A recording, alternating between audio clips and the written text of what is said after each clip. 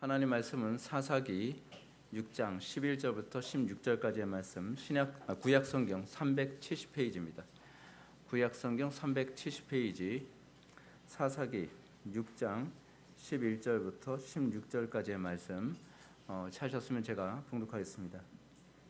여호와의 사자가 아비에셀 사람 요아스에게 속한 오브라에 이르러 상수리 나무 아래에 앉으니라. 마침 요아스의 아들 기드온이 미디안 사람에게 알리지 아니하려 하여 밀을 포도주 틀에서 타작하더니 여호와의 사자가 기드온에게 나타나 이르되 큰 용사여 여호와께서 너와 함께 계시도다 하매 기드온이 그에게 대답하되 오 나의 주여 여호와께서 우리와 함께 계시면 어찌하여 이 모든 일이 우리에게 일어났나이까. 또 우리 주상들이 일찍이 우리에게 이르기를 여호와께서 우리를 애굽에서 올라오게 하신 것이 아니냐 한 그 모든 이적이 어디 있나이까. 이제 여호와께서 우리를 버리사 미디안의 손에 우리를 넘겨주셨나이다 하니 여호와께서 그를 향하여 이르시되 너는 가서 너희의 힘으로 이스라엘을 미디안의 손에서 구원하라. 내가 너를 보낸 것이 아니냐 하시니라. 그러나 기드온이 그에게 대답하되 오 주여 내가 무엇으로 이스라엘을 구원하리이까.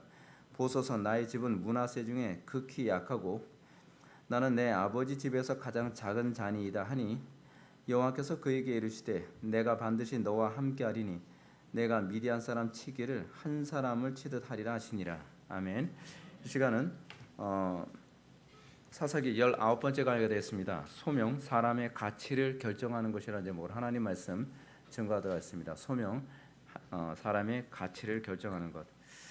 지난 시간에 소명을 망각하고 그 소명에 충실하지 못한 것이 얼마나 우리의 삶을 파괴시키는지를 우리가 살펴봤습니다. 여러분들 소명을 잃은 상태에서, 소명이 없는 상태에서 인생의 풍요를 맞이하는 건 어떤 면에서는 재앙일 수 있습니다. 우리나라 안에서 지금 이 나타나고 있는 모든 죄악이라든지 무질서에 관한 문제는 사실은 소명감이 없고 인생의 방향성 없이 그냥 하루하루를 어떻게 하면 좀 더 재미있게, 어떻게 하면 좀 즐겁게 살아볼 것인가에 관한 그런 태도에서 나타난 것입니다. 소명감이 있는 사람은 웬만해서는 쉽게 타락하지 않습니다. 소명감이 있는 사람은 죄에 빠질 겨를이 없습니다. 인생의 방향성이 없으니까 하루하루를 대충 살아가는 겁니다. 그러니까 우리나라 사람들 요즘 보게 되면 시간 여유가 있으면 주로 놀러 가기 바쁘고 시간 여유 있으면 뭔가 못된 짓 할 생각만 자꾸 하지 않습니까? 왜냐하면 인생의 목표의식, 소명의식, 그러니까 자기가 무엇 때문에 사는 것이고 자기 인생이 무엇을 위해서 또는 무엇을 향해서 존재하는지를 전혀 인식을 못하기 때문에 하루하루가 무계획이고요. 하루하루가 그냥 되는 대로 살아가는 현상이 나타나는 것입니다. 그런데 소명을 발견해야 되면 그 다음서부터 그 소명에 충실하게 살아가야 됩니다. 그러면 우리는 이런 생각을 해야 됩니다. 소명의 원동력이 뭡니까? 소명의 원동력, 사랑입니다. 사랑. 사랑이 있으면 그 사랑 때문에 우리에게 주어지는 모든 환경이 다 소명의 대상으로 여겨지게 됩니다. 소명대로 살아가야 됐을 때, 다시 하게 되면 사랑을 따라 살아가게 됐을 때 짧은 인생을 산다 하더라도요 의미 있고 복되게 살지 않습니까? 우리가 영화 같은 데서도 보게 되면은 뭐 두 연인 간의 뭐 러브 스토리 그런 거 얘기하면서도 짧은 인생 살아가면서도 굉장히 좀 매력적으로 살아가는 거 여러분 좀 보게 되지 않습니까? 아주 옛날에 봤던 그 영화 중에 섀도우랜드라고 하는 영화가 있습니다. C.S. 루이스가 자기가 사랑하는 여자와 이제 사별하게 되는 그런 내용인데 이 C.S. 루이스가 평생 제가 알기로는 결혼 안 하고 살았던 걸 알고 있어요. 근데 C.S. 루이스가 40대 때 이제 사랑하게 된 한 여자가 있는데 암에 걸렸습니다. 근데 암에 걸린 이 여자는 뭐 이제 결혼해서 애가 있는 여자였는데 이제 그 이혼한 여자죠. 근데 이 여자가 암 걸렸다는 걸 알고 이 여자에게 이제 투병 생활을 하고 있는 그 가운데서 계속적으로 이제 그 아주 선한 길로 굉장히 인도하려 굉장히 애를 쓰는 그런 내용의 그 영화입니다. 그래서 그 내용이 감동적인 건 두 사람이 사랑했다는 것이 아니라 두 사람이 분명한 목적 의식을 가지고 굉장히 신앙적인 토론. 그러니까 C.S. 루이스가 가지고 있는 어떤 자기가 가지고 있는 뭐 고통의 문제, 사실 고통의 문제가 그 책에 나오게 된 배경을 제가 알기로는 그 자기가 유일하게 사랑했던 그 여자와 사별하게 되면서 왜 하나님께서는 인간에게 고통을 가져다 주시는가에 관한 이 고민 가운데서 나온 책으로 제가 알고 있습니다. 뭐 정확하진 않습니다. 근데 이 시한부 인생이라고 하는 그 기간 안에서 정말 의미 있게 굉장히 알차게 살아갈 수밖에 없었던 이유가 뭐냐면 사랑하기 때문에 그렇습니다. 사랑하기 때문에 분명한 소명의식과 목표의식을 가지고 살아가게 되는 거죠. 근데 사랑하는 대상이 없으면 어떤 일이 생기냐면 그냥 하루하루를 자기 욕심을 채우는 것, 자기의 육신의 만족을 채우는 것으로 살아가야 됩니다. 그러면 어떤 현상이 나타나 사람이 아주 좀 저질스럽죠. 인생을 살아가는데 아주 질이 떨어지는 인생을 살 수밖에 없습니다. 그래서 이런 차원에서 제가 그 좋은 그 명언 하나 좀 만들어 봤습니다. 뭐냐면 위대한 사람이 위대한 인생을 살아가는 것은 위대한 사람이 위대한 인생을 살아가는 것이 아니라 소명이 사람으로 하여금 위대한 인생을 살도록 인도한다. 네, 받아 쓰고 싶죠. 네.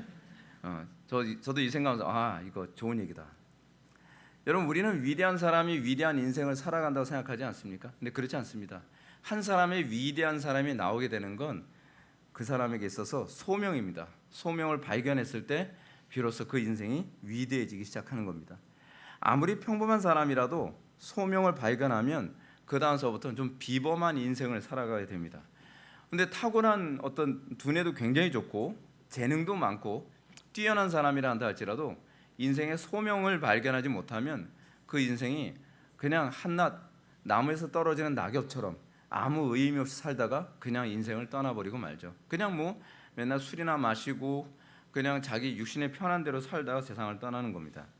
그래서 나온 말이 있습니다. 난세가 영웅을 만든다는 겁니다.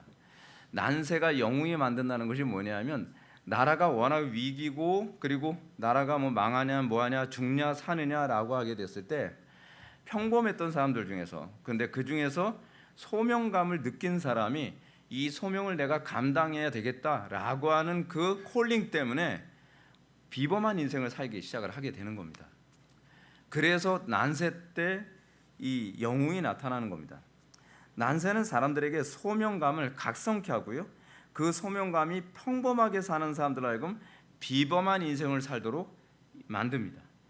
이것이 일반 계시죠. 일반 계시. 이 일반 계시 안에서 믿음의 삶을 살아간 성도들의 모습을 보게 됩니다. 예수를 믿고 나서 우리에게 나타나는 게 뭐죠? 우리가 하나님을 사랑하고 이웃을 사랑하는 그 사랑의 마음이 우리 마음속에 들어오게 됐을 때 그 사랑 때문에 소명의식이 생깁니다.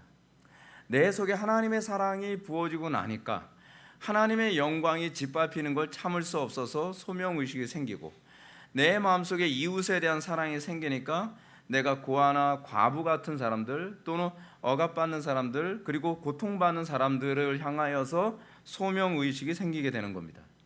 그래서 오늘 난예배 때도 제가 여러분들한테 말씀드렸던 것처럼 우리가 그리스도 안에 거하게 되게 되면 그 다음서부터 율법은 의무적으로 억지로 지키는 것이 아니라 그것이 우리의 라이프 스타일이 됩니다. 자발적으로 율법을 지키게 됩니다. 예를 한번 들어봅시다.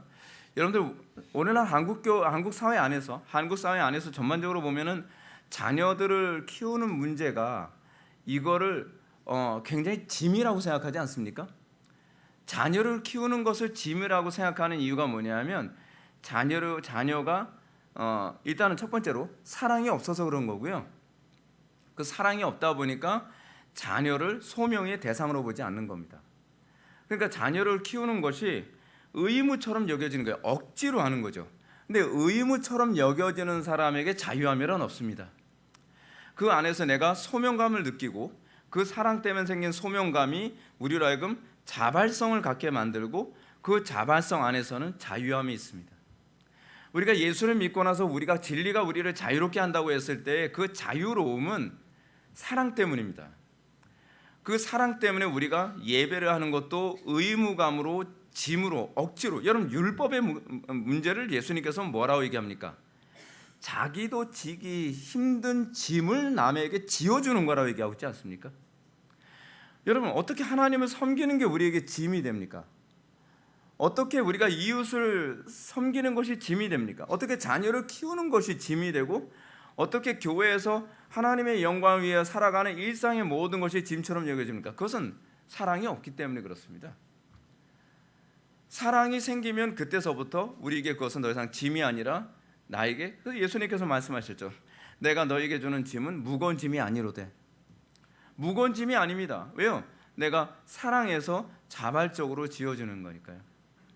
사랑하는 사람을 위해서 내가 무엇인가 해줄 때 그 희생은 무거운 짐이 아닙니다.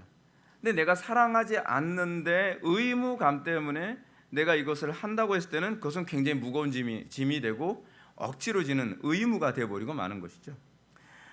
자, 오늘 본문에 기드온이라고 하는 한 인물을 우리가 살펴보게 됩니다. 지난 시간에도 이제 살펴보기 시작을 했던 사람인데, 기드온이라고 하는 사람이 어떻게 전쟁이라고 하는 이 무거운 짐을 질 수 있을까요? 여러분, 전쟁이라는 것은 목숨이 왔다 갔다 하는 문제입니다. 이건 정말 무거운 짐입니다. 근데 오늘 본문에서 우리는 기드온이라고 하는 한 인물이 미디안이라고 하는 거대한 그 대상들과 싸우는 이 전쟁에 있어서 이 전쟁이 의무감이 아니라 정말 자발적이고 가볍게 지을 수 있는 짐으로서 바뀌게 되어지는 그 하나의 과정을, 이 프로그레스를 우리가 좀 보게 될 것입니다. 그리고 이 모습이 우리 안에서 일어나는 일이고, 그래서 아주 평범했던 기드온이라고 하는 한 인물이 어떻게 그 인생에서 위대한 인생을 살 수 있게 되었는가를 우리가 살펴보게 될 것입니다. 11절 말씀 보시겠습니다. 여호와의 사자가 아비에셀 사람 요아스에게 속한 오브라에 이르러 상수리 나무 아래 앉으니라. 마침 요아스의 아들 기드온이 미디안 사람에게 알리지 아니하려 하여 밀을 포도주 틀에서 타작하더니. 11절에 이 묘사된 기드온은 아주 굉장히 평범한 사람입니다.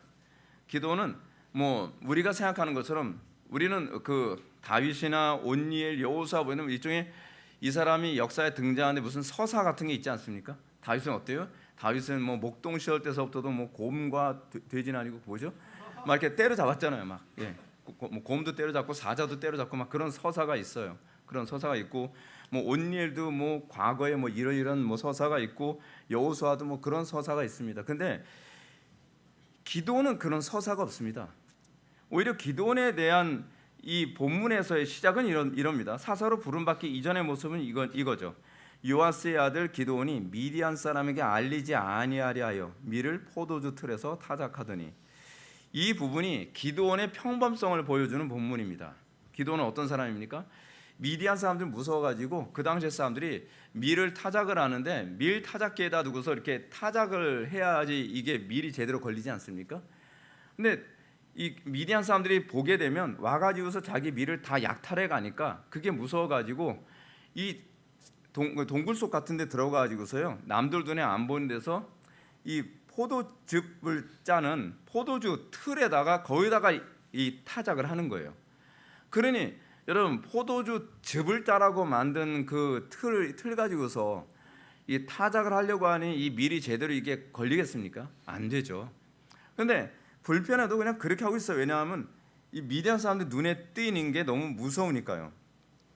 그러니까 이 기드온이라고 하는 사람이 사사로 소명받기 전에는 진짜 평범한 사람입니다. 누구하고나 다 똑같은 사람이었던 거예요.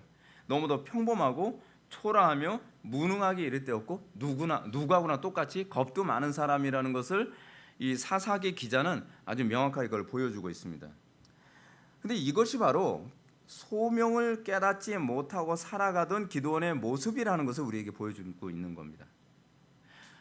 우리가 평범하게 살아가는 것은, 우리가 좀 한심하게 살아가는 것은, 우리가 남들 보기에 좀 부족하게 살아가는 이유는 사실은 소명의식이 없어서 그렇습니다. 인생을 살아가면서 어떤 분명한 목표의식 없이, 어떤 소명의식 없이 살아간다는 것은 세월만 보내는 정말 아까운 인생을 살 수밖에 없습니다. 이게 기드온의 이제까지의 모습입니다. 근데 이 모습은요, 사실은 기드온을 묘사하는 것 같은데, 기드온을 묘사하면 사실은 누구를 묘사하고 있는 거냐면 이스라엘의 모습입니다. 이스라엘에겐 소명이 있지 않습니까? 이스라엘을 하나님께서 왜 구원하셔서 가나안 땅에 들여보내셨죠? 이 가나안 땅을 정복하라고. 그것이 이스라엘의 소명 아닙니까? 근데 이스라엘이 소명을 버리니까 어떤 모습이 나타납니까? 헛짓거리 맨날 하고 있잖아요. 세월이나 때우고 있잖아요. 아까운 세월을 계속 보내고 있잖아요. 근데 그러고 있는 가운데서 소명을 잃은 이스라엘의 모습이 뭐냐면 미디안에게 정복돼 가지고 정말 비참하게 인생을 살아가고 있는 겁니다. 하나님께서 우리 인간을 창조하셨을 때 우리를 그냥 세월 때우라고 인생 창조하셨을 것 같습니까? 저는 이렇게 보면은 제가 아는 분들 중에서도요 굉장히 천재적으로 머리 좋은 사람들이 많이 있거든요. 뭐 단편의 예를 든다면 우리 외할머니 같은 경우에는 그냥 머리가 천재입니다. 그냥 스캐너예요. 그냥 그러니까 종합 선물 세트예요. 우리 외할머니는 말도 잘하시고 기억력은 스캐너고 그리고 상황 판단 능력이 아주 천재적입니다. 그러니까 모든 걸 다 갖추셨어요. 근데 별 의미 없이 살다가 돌아가셨습니다. 그 왜 그럴까 생각을 해봤어요? 왜 그럴까? 정말 다재다능하시거든요. 다재다능해요. 근데 소명의식이 없이 살아가신 거예요. 내가 이 땅에 왜 태어났고 내가 무엇을 위해서 존재하며 하나님께서 나를 무엇을 위해서 이 땅에 태어나게 하셨는가, 그리고 왜 하나님께서 나를 지금 이 자리에 있게 하셨는가. 여러분들은 하나님께서 왜 지금 이 자리에 있게 하셨는지 여러분들 의식을 갖고 계십니까? 그냥 하루하루 그냥 그냥 온 거죠. 뭐 어떻게 하다 보니까 이사 오다 보니까 뭐 무슨 거시기 하는데 뭐 이름 좋아서 그냥 오고. 여러분 그게 아니에요. 어느 것 하나도 우연은 없습니다.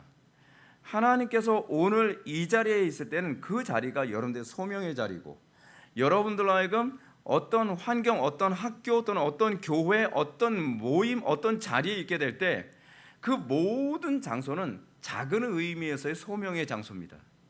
그런데 우리가 인생을 살아가면서 내가 매 순간순간마다 내가 소명의 장소에서 소명의 삶을 살아간다고 한다면 여러분들의 시간을 낭비하겠습니까? 여러분들의 인생을 낭비하겠습니까? 나에게 주어진 소명을 과연 어떻게 완수할 것인가 하는 항상 분명한 목표의식과 분명한 방향성을 가지고 살아가지 않겠습니까? 그런 사람이 어떻게 인생을 낭비할 수 있겠습니까? 그런 사람에게 어떻게 시간이 그냥 소비되어지는 것으로 끝나겠습니까? 근데 그게 바로 이스라엘의 모습이에요. 그리고 이스라엘의 그 모습 안에서 미디안에게 지배당하고 있는 이 모습이 소명을 버린 우리 하나님의 백성들의 처참함에 관해서 지금 보여주고 있는 겁니다. 저는 이것이 우리나라의 모습이라고 생각하거든요. 여러분 우리나라가 요즘 왜 그렇습니까? 우리나라의 모습을 보면 돈은 많고 시간도 많으니까 죄질 생각만 하지 않습니까? 근데 제가 여러분한테 그런 말씀 드리잖아요. 하나님께서 시간을 많이 주셨을 때는 할 일 없으라고 시간 많이 주신 거 아니죠. 시간을 많이 주셨을 때는 왜 하나님께서 나한테 시간을 많이 주셨을까? 하나님께서 나에게 건강한 육체를 주셨을 때는 왜 하나님께서 나한테 건강한 육체를 주셨을까? 하나님께서 나에게 재물을 많이 주셨을 때는 하나님께서 나에게 왜 이 재물을 많이 주셨을까? 시간도 소명입니다. 시간을 어떻게 사용할 것인가에 관한 소명적 의식을 가져야 됩니다. 재능도 소명에 초점이 맞춰져 있어야만 합니다. 내가 가지고 있는 돈이나 내가 가지고 있는 지식, 이 모든 것은 하나의 소명에 초점이 맞춰져야만 합니다. 소명에 초점이 맞춰지지 않으면 그 지식 가지고 나쁜 짓 하죠. 그 돈 가지고 못된 짓 합니다. 그 권력 가지고 엉뚱한 짓 하죠. 그 많은 시간을 가지고 시간을 낭비하면서 살아가야 됩니다. 소위 낭비라고 하는 것은요, 소명 의식 없이 살아가는 사람들의 전유물입니다. 낭비를 할 수밖에 없는 이유가 뭐냐 하면 그 돈을 어디에 써야 될지, 그 시간을 어디에 써야 될지, 그 재능을 어디에 써야 될지를 모르는 이 방향성을 잃은 사람들에게 나타나는 공통적인 태도입니다. 이 모습의 핵심이 뭐냐면 하나님께서 우리를 창조하시고 하나님께서 우리를 조성하시는 그 섭리에 대한 이해가 부족해서 그런 거죠. 하나님께서 왜 나에게 이 땅에서 태어나게 하시고, 하나님께서 왜 나에게 이런 건강을 주시고, 하나님께서 왜 나에게 이렇게 많은 시간과 지식과 권력과 재능과 이런 부분을 왜 주셨는가에 관한 하나님의 관점에서 날마다 소명으로 이것을 생각하게 되는 사고방식의 부재가 이런 문제를 발생하는 겁니다. 그러니까 결국 그것 때문에 방종이 나오고, 그것 때문에 부패가 나타나고, 그것 때문에 세상이 썩게 되는 거죠. 한국교회가 그래서 문제가 되는 겁니다. 대한민국이 썩게 되어지는 이유는 이겁니다.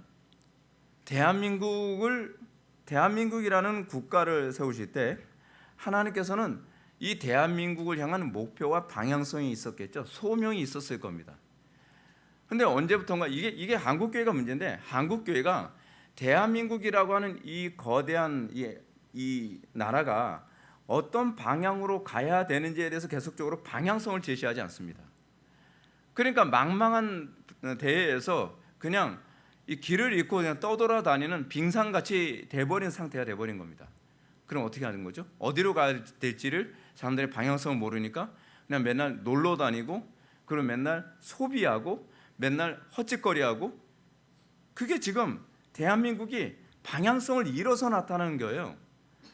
어디로 가야 되는지 모르는 겁니다. 무엇을 위해서 우리나라가 부자가 됐는지, 무엇을 위해서 우리나라가 지금 이런 상태가 됐는지 이런 의식이 없는 겁니다. 하나님께서 이 대한민국을 통해서 부여하신 소명이 있습니다. 저는 우리 한국교회가 그걸 찾아야 된다고 생각합니다. 여러분, 큰 교회들이 언제 썩는지 아십니까? 교회가 처음에 어떤 특별한 목표의식 가지고 소명의식 가지고 막 하는데, 교회가 점점 커지니까 교회의 규모를 유지하는 것에 모든 에너지를 쏟기 시작을 합니다. 그러면서 어느 정도 되면은 도대체 이 교회가 어디로 가는지 자기가 모르겠는 거예요. 왜냐하면 움직일 수가 없는 상태까지 가버리고 마는 겁니다. 일단은 사람들을 많이 긁어 모았죠. 사람들이 많이 모였는데 사람들이 요구하는 게 뭐, 우리 교회는 이거 합시다, 저거 합시다, 우리 교회는 왜 이런 거 안 합니까, 저런 거 안 합니까? 그러면 목사님이 그런 거죠. 우리 교회는 도대체 왜 탄생한 거지? 우리 교회가 정말 탄생해야 될 이유가 뭐였지? 여러분, 그 의식이 없어졌으면 그 교회는 존재할 가치가 좀 없어지는 겁니다. 여러분들이 이제 우리 교회를 보면서 사람들이 좀 그렇게 생각할 경우가 있습니다. 이 교회는 너무 고지식한 거 아니냐? 아니요, 우리 교회는 방향성을 놓치지 않기 위해서 그렇습니다. 대부분 사람들이 우리 교회를 오면서 왜 회복의 교회는 다른 교회처럼 이렇게 안 하지? 왜 회복의 교회는 다른 교회처럼 이렇게 들어오는 문을 이렇게 넓혀주질 않지? 문턱을 왜 자꾸 높이지? 회복의 교회는 왜 이런 걸 안 해주지? 이런 프로그램 왜 안 하지? 안 하는 이유가 있죠. 그건 우리 교회가 가려고 하는 목표에 안 맞기 때문에 그렇습니다. 항상 국가도 그렇고요, 한 개인도 그렇고, 한 단체도 그렇고, 하물며 교회는 더욱더 그런데 그것이 뭐냐면 분명한 목표와 방향, 소명을 기반으로 해서 그것에 의해서 다른 것들이 절제되어야만 합니다. 그러지 않으면 나중에는 길을 잃고 침몰하게 되어 있습니다. 그래서 위대한 인생이란 결국 이겁니다. 하나님께서 자신을 창조하신 목적이 무엇인가를 발견하는 겁니다. 위대한 교회란 큰 교회가 아니라 하나님께서 교회를 세우실 때에 그 교회를 통해서 목표하신 바가 무엇인가를 알고 그것을 놓치지 않고 가는 겁니다. 소위 소명에 충실하게 살아가는 것, 그의 부합한 삶의 자리를 찾는 것, 이것이 소명을 따라 살아가는 인생, 교회, 그리고 사회, 국가이기도 합니다. 여러분, 예를 들어서 회사가 어떤 분명한 소명의식 없이 단순히 돈이나 많이 벌고 덩치나 불 크기 위해서 한다고 한다면 그 회사는 불법과 온갖 범죄의 소굴이 될 수도 있습니다. 돈을 많이 버는 게 목표의식이 될 수 없습니다. 돈이 많이 버는 건 이거는 수단일 뿐이지 그것이 소명이 될 수가 없어요. 그런데 이제 문제가 뭐냐면 사람들이 수단과 소명에 굉장한 혼란을 느낍니다. 왜 자꾸 이걸 혼란을 느끼냐 하면 사람들이 소명이라고 하는 것에 대한 가치관이 부재하다 보니까 소명의 자리에다가 수단이라고 하는 것이 자리를 차지하기 시작을 하는 거예요. 돈을 많이 버는 게 소명이라고 생각을 하는 겁니다. 또는 평화로운 게 소명이라고 생각을 하는 겁니다. 아니요, 그거는 수단입니다. 여러분들의 인생에 있어서 내가 공부를 많이 하고 내가 좋은 대학에 가는 것이 목표인가? 아니요, 그건 목표가 되면 안 돼요. 그거는 수단입니다. 내가 어떤 재능을 계속적으로 키우는 건 그 자체가 하나의 수단이어야지, 그것이 인생의 목적이 되면 인생에서 심각한 문제를 발생해야 되는데, 뭐냐면 그 수단이라고 하는 돈을 벌 만큼, 이게 알렉산더한테서도 나타났던 거거든요. 알렉산더가 33살에 아시아 지역을 거의 다 정복했거든요. 근데 문제가 뭐냐면 정복이 그 자체가 목적이 됐어요. 정복이 수단이 있어야 되거든요. 무엇인가를 위한 수단이었어요. 근데 그 무엇인가가 없이 정복 자체가 하나의 수단이 되고 나니까 나중에는 탄식을 하는 거죠. 내가 더 이상 정복할 데가 없다는 것이. 그런 철학적 구제입니다. 중요한 건 이겁니다. 우리가 예수를 믿고 나면 우리에게 있어서 비로소 소명이라는 것이 이제 보이기 시작한다는 겁니다. 안 믿는 사람들에게 있어서의 소명이라고 하는 것은 육신적 소명이죠. 어떤 부분에서 어떤 성취하는 소명. 근데 그것은 일종의 그림자에 불과한 거고요. 가장 선명한 본질적인 소명이라고 하는 것은 예수님을 영접하고 나서 하나님을 사랑하고 이웃을 사랑하는 그 마음이 생기면서 그 사랑이 우리로 하여금 소명을 보게 만드는 거죠. 이사야 6장에서 선지자 이사야가 하나님을 만나고 거기서 거듭남과 동시에 선지자 이사야가 비로소 하나님의 음성을 듣기 시작하죠. 하나님의 탄식 소리를 듣기 시작합니다. 탄식 소리를 들음과 동시에 이사야는 소명을 발견해야 됩니다. 아, 내가 하나님의 영광을 이걸 위해서 내가 구원받았구나. 그리고 그 소명을 발견함과 동시에 그의 인생에 있어서는 위대한 삶이 시작되게 됩니다. 근데 기드온이 자기 소명을 알지 못했습니다. 그 이유가 뭘까요? 아직 하나님을 만나지 못했기 때문에 그렇습니다. 그러던 어느 날 기드온에게 하나님은 당신의 사자를 기드온에게 보내셔서 12절 말씀을 전하십니다. 여호와의 사자가 기드온에게 나타나 이르되 큰 용사여 여호와께서 너와 함께 계시도다 하매. 여기서 여호와의 사자는 분명히 신약의 그리스도죠. 그는 하나님입니다. 하나님을 만나게 된 겁니다. 근데 기드온을 만나 주신 여호와의 사자, 즉 하나님께서 기드온 보고 뭐라 그래요? 큰 용사요. 숨어서 타작하는 인간이 무슨 큰 용사입니까? 근데 하나님께서는 기드온을 향해서 큰 용사요라고 부릅니다. 이건 현재 기드온의 모습과 동떨어졌지만 장차 그에게 나타날 모습이기 때문에 그렇습니다. 그는 큰 용사의 삶을 살게 될 겁니다. 근데요, 여러분, 이 큰 용사가 사실은 누구의 예표입니까? 그리스도의 예표거든요. 사실 기드온이 큰 용사는 아닙니다. 진정한 사사는, 이게 여러분 사사기의 큰 대주제가 그거잖아요. 진정한 사사는 여호와시다거든요. 그러니까 대주제를 기반으로 해서 봤을 때에 큰 용사는 바로 그리스도를 얘기하는 겁니다. 근데 이 기드온이 그리스도와 연합됨과 동시에 그의 인생이 큰 용사의 삶을 살게 될 것이라고 얘기하고 있는 것이죠. 그러면 여호와의 사자가 무엇을 근거로 이렇게 얘기합니까? 그래서 이렇게 얘기가 납니다. 여호와의 사자는 여호와께서 너와 함께 계시도다 라고 얘기를 합니다. 여호와께서 너와 함께 계시도다. 우리 이거로 히브리어로 뭐라 그러시죠? 임마누엘. 여러분 다 아는 그 히브리어 아닙니까? 임마누엘. 하나님이 우리와 함께 하시도다. 큰 용사요. 네가 왜 큰 용사가 되지? 여호와께서 너와 함께 하시기 때문에. 그렇다고 한다면 큰 용사가 되는 것은 우리의 위대함에 근거하지 않는다는 얘기입니다. 큰 용사가 되는 건 우리의 재능에 기반하지 않고 우리의 지능에 기반하지 않고 우리의 기질에 기반하지 않는다는 얘기입니다. 큰 용사됨은 여호와께서 함께 하심으로 그가 맺을 열매를 얘기하고 있는 겁니다. 신약의 교회를 이루게 된 위대한 사건은 그리스도의 탄생입니다. 근데 그리스도께서 탄생하셨을 때 천사가 와서 그리스도의 이름을 얘기를 하는데 그의 이름을 임마누엘이라 하리라 라고 얘기합니다. 신약의 교회는 예수 그리스도를 영접함으로 말미암아 그리스도와 연합하여 임마누엘이 될 것이고, 그리고 그리스도와 연합한 임마누엘 된 교회는 사실은 어떤 존재가 됩니까? 큰 용사로 부름받은 사람들의 모임이 될 것입니다.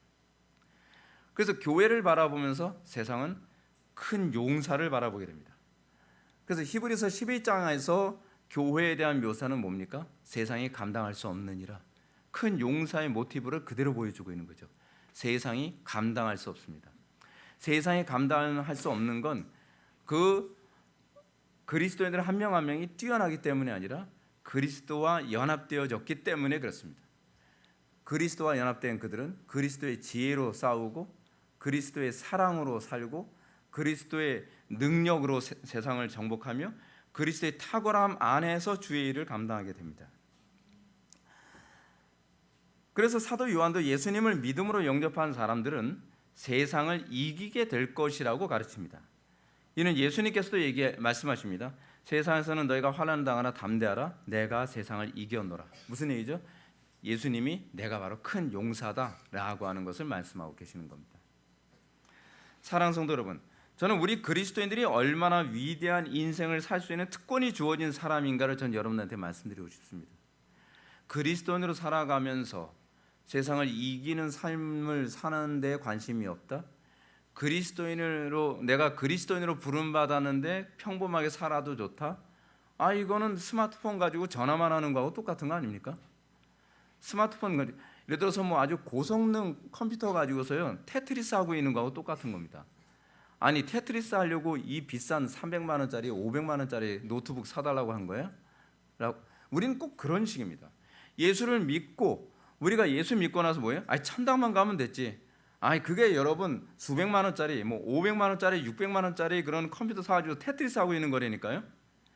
진짜 위대한 것이 뭐냐면 그리스도의 그 위대한 전쟁, 그 여호와는 위대한 용사이시라. 그게 여호와 이름이거든요. 그 위대한 용사의 삶에 우리가 참여하며 세상을 날마다 이기는 삶을 살아가는 그 삶, 위대한 삶을 살아가는데 우리로 하여금 거기에 참여하게 해주시겠다니까요. 근데 우리가 왜 그것을 거부합니까? 여러분, 하나님께서 우리로 하여금 특별한 소명을 위해 살도록 부르셨습니다. 그것이 우리가 구원받음에 대한 위대함입니다. 예수님을 영접한 사람들은 그렇기 때문에 예외 없이 엄청난 인생이 아니라 하더라도 각자 자기 처소에서 위대한 인생, 복된 인생의 삶을 살게 됩니다. 이 한 사람 때문에 내 인생이 바뀌었다라고 하는 그런, 그러니까 나의 삶이 어떤 면에서는 목사님 저는 가정주부밖에 할 게 없는데요, 거기서 여러분들은 때로는 요한 웨슬리 같은, 조지 휘필드 같은 그 위대한 설교자들이 나올 수도 있다는 걸 알고 계십니까?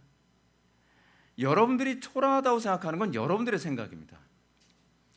하나님께서 우리를 부르셨을 때에 하나님께서는 내가 사는 삶의 초라함, 여러분들 이 부분을 잘 보여주는 것이 뭐냐면 이 사사기 다음에 사무엘서 에스더서 이제 쭉 가는데, 여러분 그 다윗이 나오기 이전의 배경에서 여러분들 이방 여자들이 한 명씩 나오게 되잖아요. 그 이방 여자들 나온 거에 무슨 기적 요소도 안 나오고요, 어떻게 보면 굉장히 평범한 여자들에 관한 얘기를 다루고 있습니다. 근데 그 평범해 보이는 그 여자들, 룻기가 그렇죠. 룻기가 그 얘기 아닙니까? 어떻게 보면 그냥 평범한 여자의 이야기를 다루고 있습니다. 근데 그 여자가 만든 미래가 뭡니까? 다윗이라고 하는 위대한 인물. 그리고 그 나아가서는 다윗의 자손에서 누가 태어나죠? 그리스도가 태어나잖아요. 위대한 인생을 살게 된 겁니다. 근데 나 하나만을 위한 인생을 살아갈 때는 다윗이 태어나든 예수가 태어나든 나는 관계없다. 나 혼자 잘 먹고 잘 살면 된다. 나 혼자 위대하면 돼 라고 하는 것 때문에 인생이, 사회가, 국가가 망가지는 것입니다. 우리는 그리스도 안에서 하나님의 위대한 그림의 한 부분을 차지할 수 있는 영광을 우리가 부여받았습니다.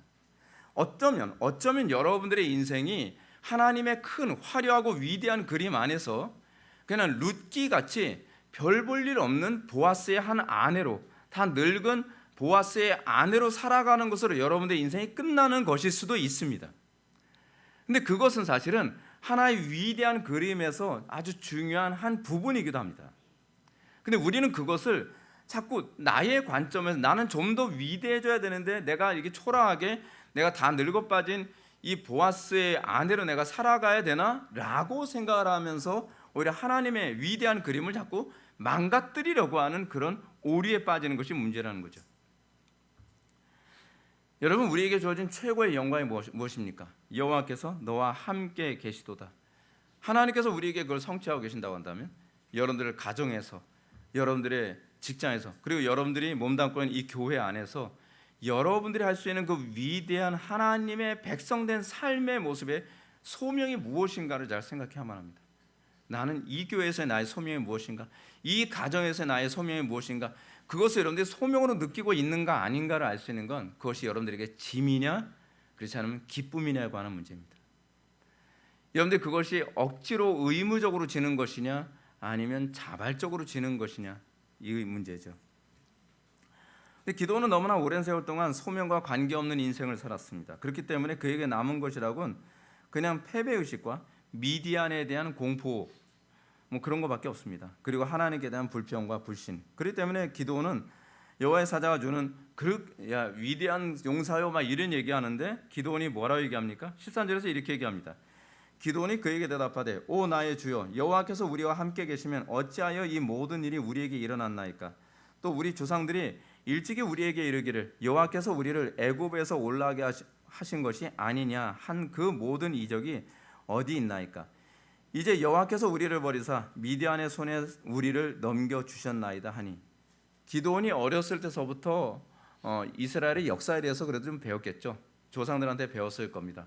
야, 우리 민족이 어떤 민족이냐면 아브라함 때서부터 아브라함이 이렇게 해서 이삭을 낳고 이삭을 이렇게 해서 야곱을 낳고 야곱이 또 에사하고 이렇게 갈등하는 가운데 뭐 장자 명분은 없고 뭐 그런 가운데서 12 형제가 태어났는데 12 형제를 통해서 12 지파가 만들어지고 그러다가 애굽 생활하다가 출애굽 해가지고 뭐 어쩌고저쩌고 하면서 가나안 땅에 들어오고 뭐 이런 얘기를 들었을 거예요. 그래서 엄청 굉장히 화려한 얘기 들었죠. 야, 홍해 바다 갈라졌고 막 10가지 재앙이 막 쏟아지고 하나님께서 기사와 이적으로 너희들 이끄셨으며 천사들이 막 동행하고 막 엄청난 막 구름 기둥과 불 기둥 막 스펙터클한 온갖 그 판타지 같은 얘기를 다 해줬는데 현실은 뭐예요? 현실은 초라한 거예요. 여러분들이 느끼는 지금 기독교가 그거 아닙니까? 아, 성경을 보면 얼마나 스펙터클해요. 판타스틱 하잖아요. 근데 성경과 나의 삶은 너무 갭이 너무 크지 않나요? 이게 기도원이 느꼈던 현실감입니다. 기도원이 이렇게 얘기합니다. 오 나의 주 여호와께서 우리와 함께 계시면 어찌하여 이 모든 일이 우리에게 일어났나이까? 우리 조상들이 일찍이 우리에게 이르러 여호와께서 우리를 애굽에서 올라가게 하신 것이 아니냐 한 그 모든 이적이 어디 있나이까? 요즘에 사람들이 맨날 하는 얘기가 아닌가요? 아니 뭐 예수 믿는다고 하는데 뭐 병 고치는 것도 안 나타나고 예수 믿는다고 하는데 무슨 드라마틱한 어떤 사회적 변화도 안 나타나고 부흥도 안 나타나고 뭐 예수 믿는다고 하는데 인생에서 아무 달라지는 것도 없고 이게 이제 사람들이 가지고 있는 거죠. 이 말씀을 보면 기도원은 분명히 조상들에게 이스라엘 속에서 행하신 하나님의 일하심에 대해서 뭐 아는 건 많이 배운 것 같습니다. 근데 현재 이 문제는 뭐냐면 그들이 미디안의 학정에서 벗어나는데 이 어려운 국가적 위기에서 벗어나게 하는데 하나님이 하나도 도움이 안 되는 것 같다는 거예요. 여러분 이런 현상이 왜 생겼습니까? 왜 성경을 그렇게 많이 알고 배운 것도 많다고 하는데 왜 이런 현상이 나타났습니까? 존 커튼이 이렇게 얘기합니다. 열정이 없는 지식은 이미 지식이 아니다. 여러분 강단에서 많은 지식이 선포되죠. 교리가 많이 선포되죠.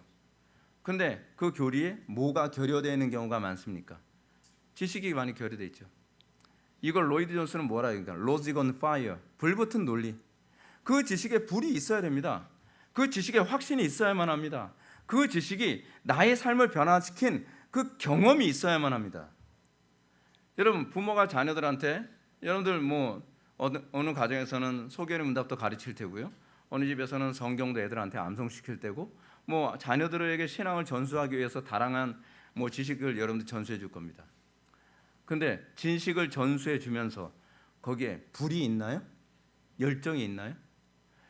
여러분들이 어떤 교리나 어떤 지식을 전달하면서 야, 이 말씀이 얼마나 위대한지 아니? 이 말씀이 우리의 엄마의 삶에 아빠의 삶에 얼마나 위대한 영향과 변화를 주는지 아니? 막 불이 있어야죠. 막 불이 있어야죠. 근데 그 불은 없고 안 듣는다고 짜증에 불만. 안 들어? 너 왜 안 들어? 아니 그 불 말고 딴 불이요. 하나님께서 우리에게 주신 그 은혜의 불. 그 불이 아이들에게 여러분 신앙은요 지식으로 전수되지 않습니다. 신앙은 불로 전수됩니다.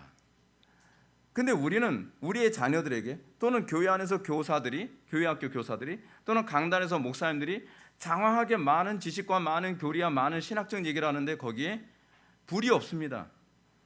사실은 신앙은 불로 전수되는 거거든요. 불이 없으니까 장작개비만 돌아다니는 것뿐이죠. 마치 이거와 똑같지 않습니까? 전구를 켜기 위해 전선만으로는 불가능합니다. 전선엔 반드시 전기가 흘러야 합니다. 근데 우리는 마치 전선만을 가지고서 불을 켜려고 애를 쓰고 있는 그런 모습이 얼마나 많은지 모르냐 이겁니다. 저는 기도원에게 나타난 현상이 오늘날 이 시대의 교회의 문제라고 생각을 합니다. 이 시대 교회는 열정이나 지식이 없고 또는 지식은 있는데 열정이 없거나, 그래서 오늘날 이 기도원 같은 사람들이 상당히 많이 있잖아요. 뭐 배운 건 많은데 나가 싸우러 그러면은 뭐 무서워서 못 싸우겠는 거예요.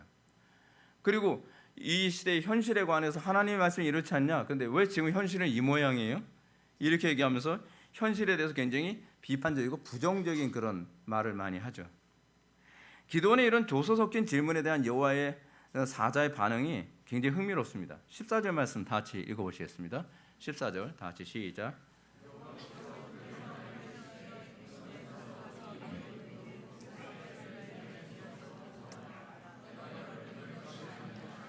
웅성웅성해가지고 제가 다시 한번 읽어야 될 것 같아요.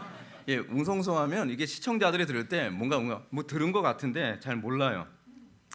여호와께서 그를 향하여 이르시되 너는 가서 이 모든 너에 가서 이 부분이 중요합니다. 이 너의 힘으로 이스라엘을 미디안 손에서 구원하라. 내가 너를 보낸 것이 아니냐 하시니라.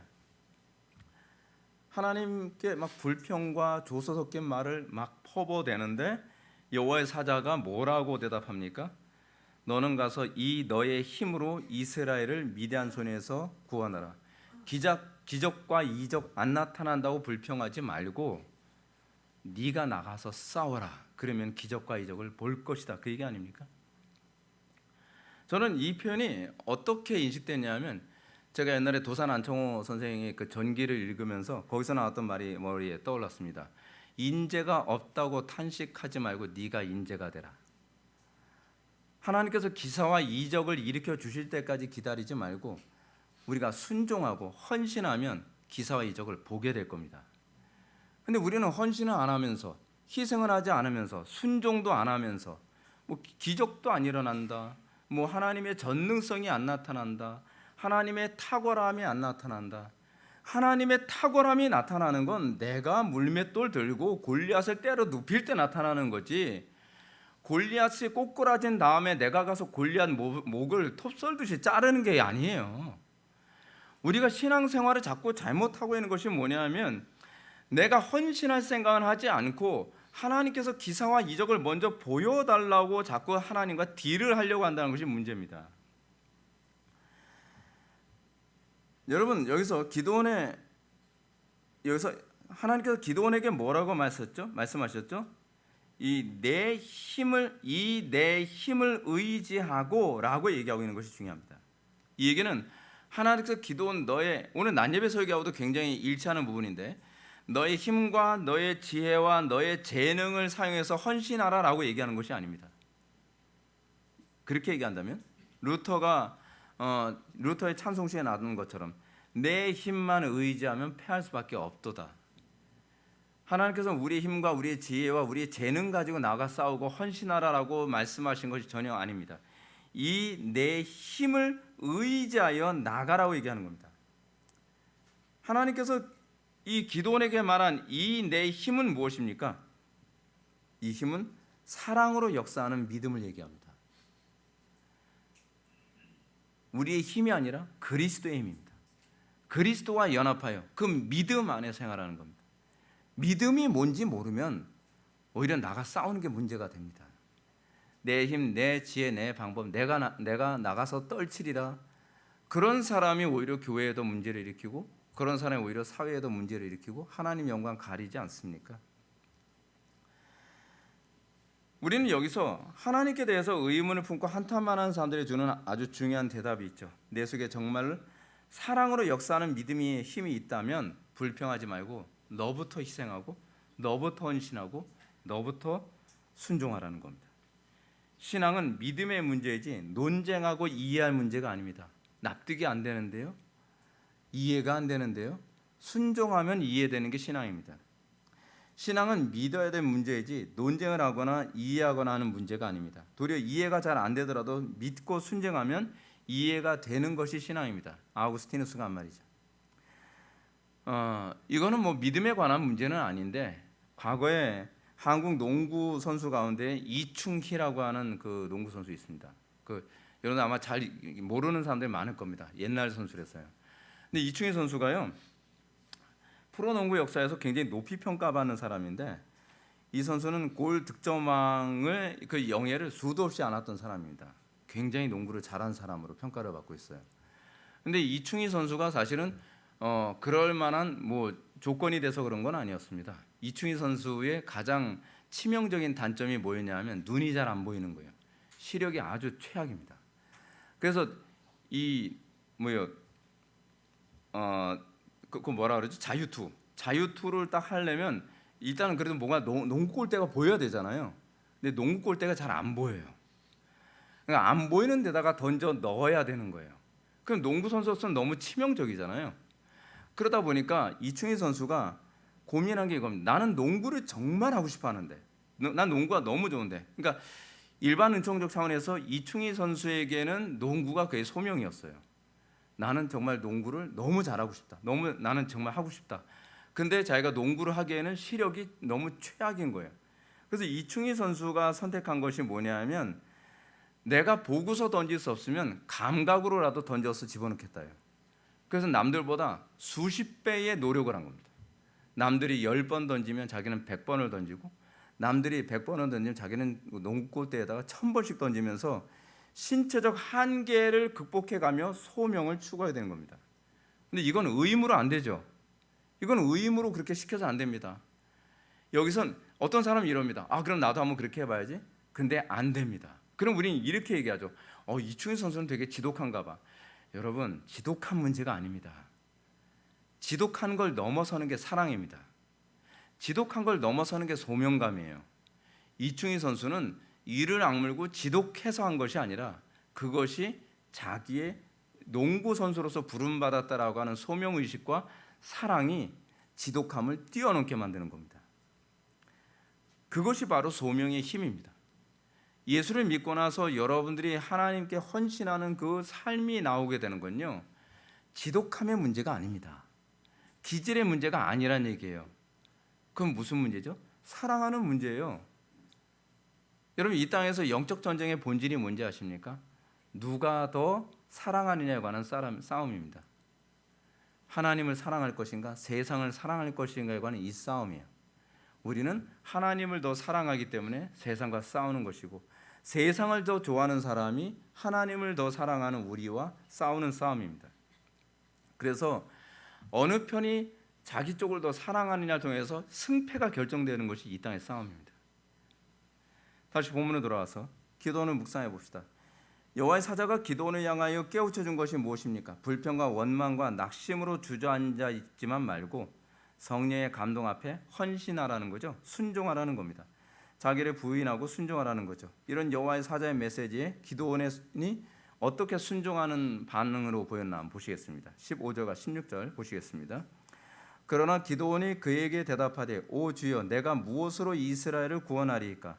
보소서, 나의 집은 므낫세 중에 극히 약하고 나는 내 아버지 집에서 가장 작은 자니이다 하니, 여호와께서 그에게 이르시되, 내가 반드시 너와 함께하리니 내가 미디안 사람 치기를 한 사람 치듯 하리라 하시니라. 아멘. 소명을 깨달았습니다. 소명을 깨닫고 난 다음에 기도원에게 오게 된 딜레마가 뭡니까? 나는 이 미디안과의 싸움에서 헌신하고 싶은데 나는 쥐뿔도 가진 게 없다는 겁니다. 나는 재능도 없고요. 나는 집안도 별 볼 일 없고요. 나는 약하고요. 나는 내 아버지 집에서 가장 작은 자니이다. 그러니까 이게 뭐냐면, 이 기도원의 집안 자체가, 그 지파 자체가 굉장히 작은 지파인데, 작은 지파 안에서도 자기는 가장 초라한 존재입니다 라고 하는 그런 걸 가지고 있는 거죠. 그래서 기도원은 탄식하는 거죠. 오 주여, 내가 무엇으로 이스라엘을 구원하리이까? 보소서, 나의 집은 므낫세 중에 극히 약하고 나는 내 아버지 집에서 가장 작은 자니이다. 이거는 단순히 겸손의 얘기가 아닙니다. 자신의 전적 무능에 관한 얘기입니다. 하나님께서 쓰시는 사람은 교만한 사람이 아닙니다. 잘났다고 생각하는 사람이 아닙니다. 하나님께서는 교만한 자를 물리치시고 겸손한 자를 들어 쓰시는 분이십니다. 아직 여러분들이 내 힘으로 나만큼 잘난 사람이 있으면 나와보라 그래, 나만큼 재능 있는 사람이 있으면 나와보라 그래, 내가 아니면 누가 하겠어 라고 한다면 그는 아직 하나님께 쓰임받을 준비가 안 돼 있는 겁니다. 오히려 하나님께서는 나는 아무것도 아닙니다. 마치 하나님께서 모세를 사용하시는데 40년이라는 시간을 사용하셨죠. 모세가 애굽에서 왕자로서 탁월한 그 재능을 가지고 있고 권력을 가지고 있을 때 모세는 뭐라고 얘기합니까? 내가 내 힘으로 내 민족을 구원하리라. 그랬을 때는 모세가 한 짓이 뭐냐면 오히려 하나님의 일을 더 그르치고 오히려 하나님의 계획에 오히려 걸림돌 역할만 했습니다. 그러던 모세가 광야에서 40년 동안 쫓겨 살면서 거기서 완전히 바닥을 쳤을 때 하나님께서 그에게 소명을 주셨을 때 그때 모세의 반응이 뭡니까? 하나님 아시잖아요. 저 애굽에서 배웠던 지식 싹 다 까먹었고요. 저는 입술도 둔하고요. 제가 할 줄 아는 게 아무것도 없고요. 그냥 딴 사람 찾으시죠. 전 굉장히 부족합니다. 근데 하나님께서는 그걸 기다리신 겁니다. 하나님께서는 그런 마음이 생길 때까지 기다리신 겁니다. 자, 네가 그렇게 생각한다면 이제는 너의 그 지팡이를 잡을 때가 되었다. 여호와의 지팡이. 기드온에게는 하나님께서 에훗에게는 하나님께서 에훗의 오른팔이 되어 주셨다고 한다면 이제 모세에게는 이제 모세가 양을 치던 그 지팡이가 이제는 모세의 능력의 지팡이가 되게 된 겁니다. 아주 흥미롭지 않습니까? 양을 치던 지팡이는 아주 초라한 지팡이입니다. 그런데 그 초라한 양을 치던 그 지팡이가 이제는 여호와의 능력이 나타나는 지팡이로 바뀌게 되는 시점이 바로 그 시점입니다. 여러분들에게 있어서 여러분들이 가지고 있는 것들이 마치 양이나 치는 지팡이나 막대기처럼 여겨지고 있지 않습니까? 여러분들에게 있어서 나는 오른손이 불편해서 나는 오른손 불구자라고 생각하는 그런 모습이 있지 않습니까? 하나님께서는 그 모습이 될 때까지 기다리십니다. 그래서 하나님께서는 내가 너의 양치는 그 지팡이가 여호와의 능력의 지팡이가 되게 할 것이고 너의 오른손의 불구가 이제는 내가 너의 오른손이 되어서 하나님의 능력이 드러나는 하나님의 영광에 나타나는 수단이 되게 할 것이다 라고 하신다는 사실입니다. 그러므로 여호와께서는 기드온에게 그런 겸손의 모습을 보시고 난 다음에 기드온에게 하신 하나님의 반응은 이겁니다. 여호와께서 그에게 이르시되 내가 반드시 너와 함께하리니 내가 미디안 사람 치기를 한 사람 치듯 하리라. 아니 능력이 그렇게 많을 때는 미디안 사람 한 사람 치기도 힘들었던 기드온이었습니다. 그 한 사람 미디안 사람 한 사람도 무서워서 들판에서도 이 밀을 타작 못하고 굴 속에서 타작하던 사람이 기드온 아니었습니까? 근데 그 겸손해질 대로 겸손해진 이제 여호와 하나님을 나의 오른팔로 여호와 하나님을 나의 능력의 지팡이로 삼을 수 있는 그 심령의 상태가 됐을 때 하나님께서는 오히려 미디안을 한 사람 치듯 하게 하실 거라고 얘기하는 것입니다.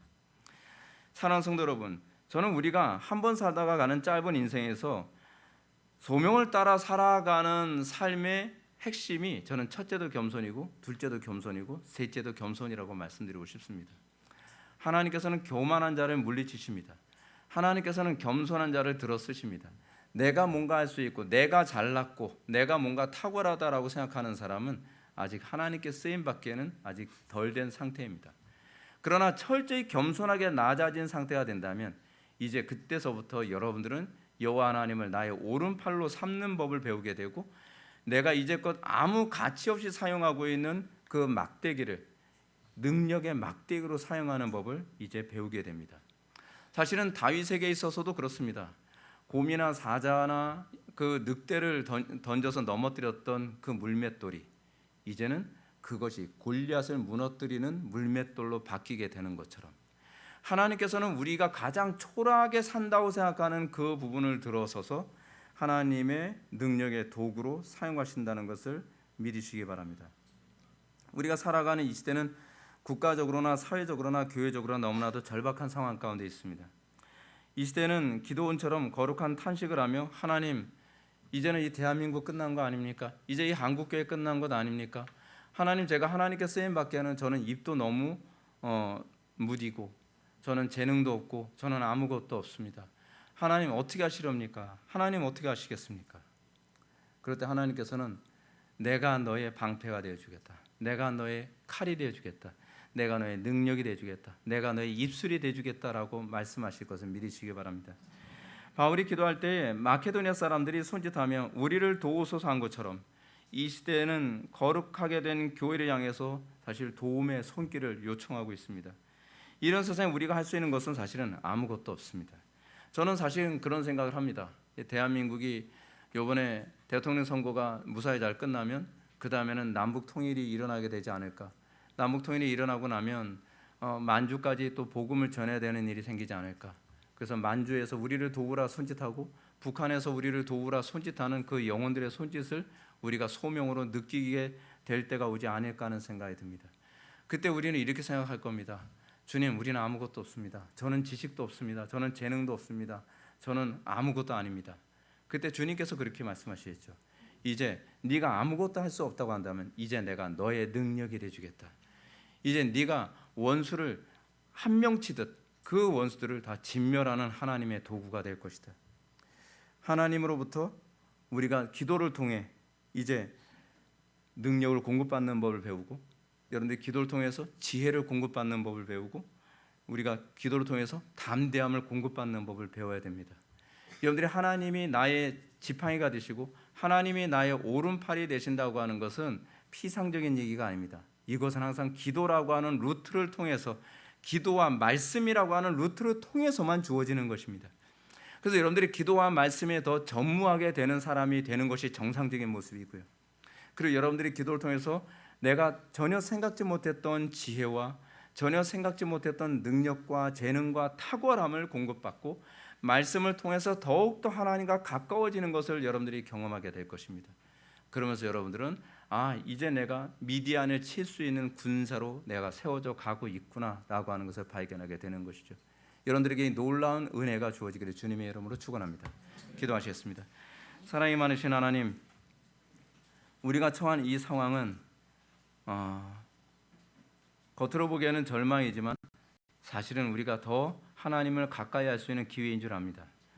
아버지 하나님, 우리의 마음속에 이제까지 소명 없이 살았던 부분이 있다면 우리에게 이제 소명을 보여주시고, 우리가 그 소명 안에서 우리가 하나님을 나의 오른팔로, 하나님을 나의 지팡이로 삼는 법을 점점 터득하게 하사 이 어두운 시대에서 우리를 도우라고 손짓하는 저 불쌍한 영혼들에게 우리가 헌신할 수 있는 사랑으로 충만한 그리스도인들이 되게 하여 주옵소서. 예수님의 거룩하신 이름으로 기도올옵나이다. 아멘.